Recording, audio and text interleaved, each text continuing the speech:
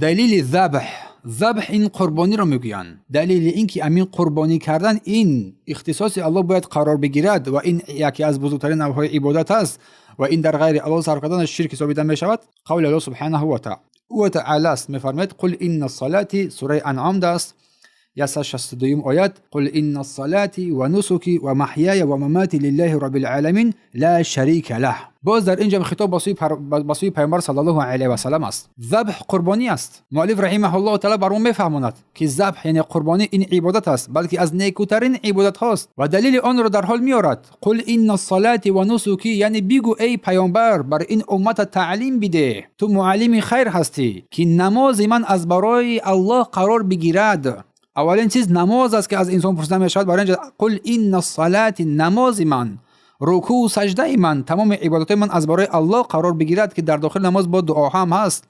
پس نماز خود دعا هست، یکی از نیکوترین دعا است که در قسمت اولی از این نوع‌های عبادت دعا بود ذکر کردیم. پس در اینجا الله خطاب می نماید قل، بگو ای محمد بر تمام این امت، بر تمام این بشریت، با درستی که نماز من و همه عبادت های من و نسک میگوید قربانی میشود. نسک قربانی های من که این بر رسم رسوم قربانی که یکی از نوع‌های عبادت قرار میگیرد، همش تنها از برای الله است، از برای غیرش هرگز قرار نمیگیرد، تنها از برای او قرار میگیرد نسکی، چون قربانی هم یکی از نوع‌های عظیمترین عبادت است.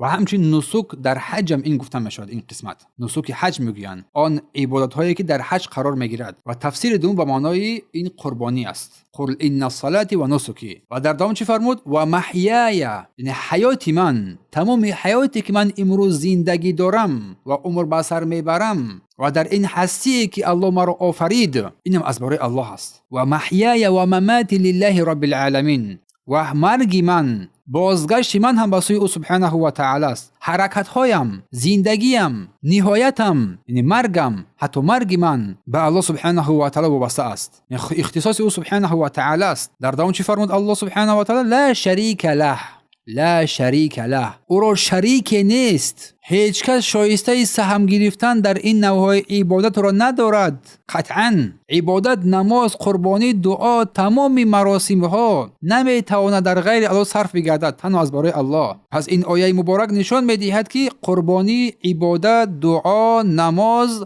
خالصانه از برای الله قرار بگیرد، نه از برای غیرش. در دوام چی فرمود؟ و بذلک امرت، به همین چیز خالصانه با توحید امر شدم. چی پیامبران بر این امر شدند، چی مردم بر این امر شدند. مردمان صالحانی که پیش از ما بودند، همه آنها به چی امر شدند؟ بر نماز، بر دعا، بر قربانی که ما در قربانی قرار داریم، بر این عبادت های نیکومند امر شدند که اینو خالص از برای الله قرار بگیرند. پیامبر اعلان میکند که او از اولین عبادت کنندگان است، از اولین مردمی است که تسلیم شدگان است، به الله تسلیم شدن در میان قوم خود. پس این آیه اشاره بر آن است که تمام نوع‌های عبادت از نماز شروع می شود، از دعا از برای الله است، تمام نوع‌های قربانی از برای الله است و زندگی انسان که حیات داره این از الله است و مرگ تو، عاقبت تو، آخرت تو از برای الله سبحانه و تعالی است، نه برای دیگری. گویا که انسان هر لحظه و هر صبح و هر شام هر لحظه میگوید من برای الله هم، زندگیم برای الله است، مرگم از برای الله است، قربانیم از برای الله است، همه امورم از برای الله است، از برای او بخشیده شده ام. و دلیل این که ذبح قربانی از برای الله است و در غیر الله صرف آن شرک است، قول رسول صلی الله علیه و سلم،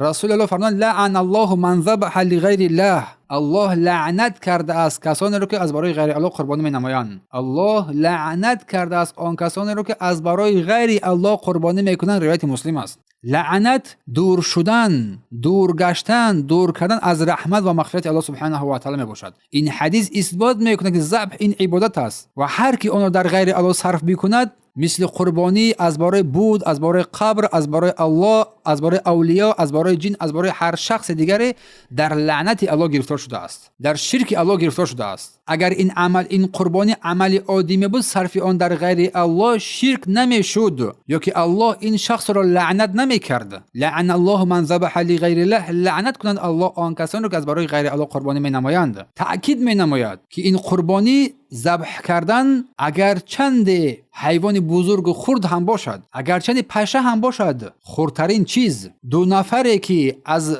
و حدیثی که رسول الله ذکر می‌نماید از بنی اسرائیل دو نفر به نزد یک دیهه گذاشتند که آنها دستگیر شدند و گفتند قربانی کنید، از برای این بوت ما قربانی کنید، از برای غیر الله قربانی نمایید. گفتند ما چیزی نداریم قربانی نماییم. گفتند اگر یک پشه هم باشد قربانی نمایید. یکی از آنها یک پشه را قربانی میکند از برای غیر الله داخل جهنم میشد. پیامبر صلی الله علیه و آله گفتند و دیگر این کار را انجام نمیدهد. میگه من از برای هیچ کسی جز الله بر کسی قربانی نکرده بودم، امروز برای غیر الله قربانی میکنم و سر آن را زدند و آن از اهل بهشت قرار گرفت. پس ذبح و قربانی عبادت بزرگ است. با دلیل این قول الله سبحانه و تعالی سوره انعام قل ان صلاتی، بگو نماز من قربانی من، و حدیث پیامبر لعن الله من ذبح لغیر الله، الله لعنت نماید که از رحمت الله دور باشد، در غضب الله گرفتار بگردد کسی که از برای غیر الله سبحانه و تعالی قربانی میکند. پس این عظیم است، بزرگ است. پس نتیجه این قربانی تن از برای الله قرار بگیرد، نه از برای غیرش. نو واسه در حج باشد، در خانه باشد، هر چیزی که باشد. بارک الله فیکم.